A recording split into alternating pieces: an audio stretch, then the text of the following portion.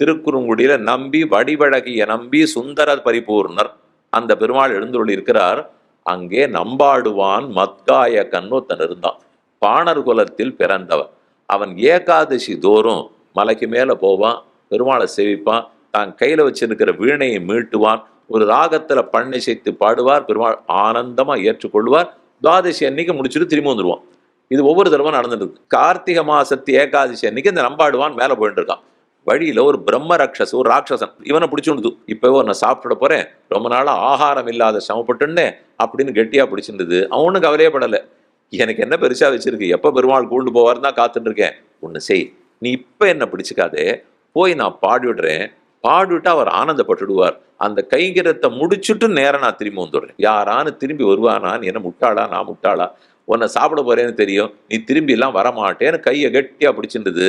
ஒவ்வொன்னா நம்பாடுவான் பிரதிஜை பண்ண ஆரம்பிக்கிறான். ஒருவேளை நான் திரும்பி வரலன்னால் எனக்கு இந்த பாப்பம் வரட்டும், இந்த பாப்பம் வரட்டும், இந்த பாப்பம் வரட்டும், வரிசையா பிரதிஜை பண்ணிட்டே வந்தான்.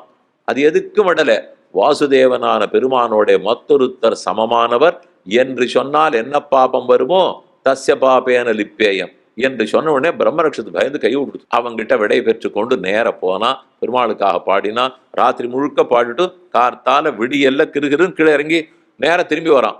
அப்ப அந்த பெருமாளே வேணும்னு ஆள் அனுப்பிச்சு இவனை வழியில போய் தடுத்து, அங்க ஏன் போறேன், நான் வேற வழி காட்டுறேன், அது வழியா போடு, அவங்கிட்ட போவாண்டான்னார்.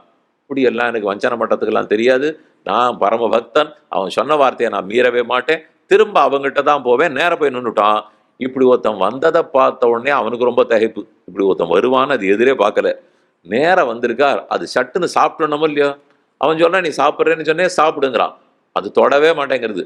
பக்கத்துல நின்று, நீ எங்க போயிட்டு வந்தே, என்ன பாடிட்டு வந்தே, நீ யாரு அப்படின்னு அவங்ககிட்ட, நான் யாரா இருந்தா உனக்கு என்ன, சாப்பிட்றேன்னு சொன்னேன், இப்பவே சாப்பிடுனால் இல்ல ஒத்துக்கல, நான் என் பூர்வ ஜென்மத்து கதை சொல்றேன், நல்ல பிராமணனா தான் பிறந்திருந்தேன், ஆனா அந்த சமயத்துல ஏதோ தப்பா யாகத்தை பண்ணிட்டதுனாலே ஒரு சாபம் கிடைச்சது, அந்த பாபத்தினாலதான் இப்படி பிறந்திருக்கேன், என் பாபத்துக்கு விமோச்சனத்துக்கு உனக்கு வழி தெரியுமான்னு. எனக்கு அதெல்லாம் தெரியாதுன்னு அவன் சொல்றான். இல்ல நான் சொல்றேன், ஒரு பரம பாகவதனுடைய காலை பிடிச்சுனுட்டால் அவர் ஒரு பலத்தை எனக்கு கொடுத்தா எனக்கு அதனால விமோச்சனம் கிடைக்கும், எனக்காக ஒரு நல்லது செய்ய. நீ ராத்திரி முழுக்க பாடியிருப்பியே, 3 ஜாமம் பாடியிருப்ப, அப்ப பாடின எல்லா ராகம் எல்லா பண்ணுனுடைய பலத்தையும் எனக்கு கொடுத்து என்ன இந்த சாமத்திலிருந்து விமோச்சனம் கொடுப்பாயினால். அவன் சிரிச்சுட்டே சொன்னா, பலத்தை எதிர்பார்த்து பாடியிருந்தாலன்றோ நான் கொடுத்த, நான் அதை கேட்டு பாடல, உனக்காக வேணா அதே பெருமாள்கிட்ட நான் பிரார்த்திக்கிறேன், அவர் கொடுத்தா பெற்றுக்கொள்ளு கைசிகப்பண்ணோட சேர்த்து கொடுத்தா அவனுக்கு விமோச்சனம் நடந்தது.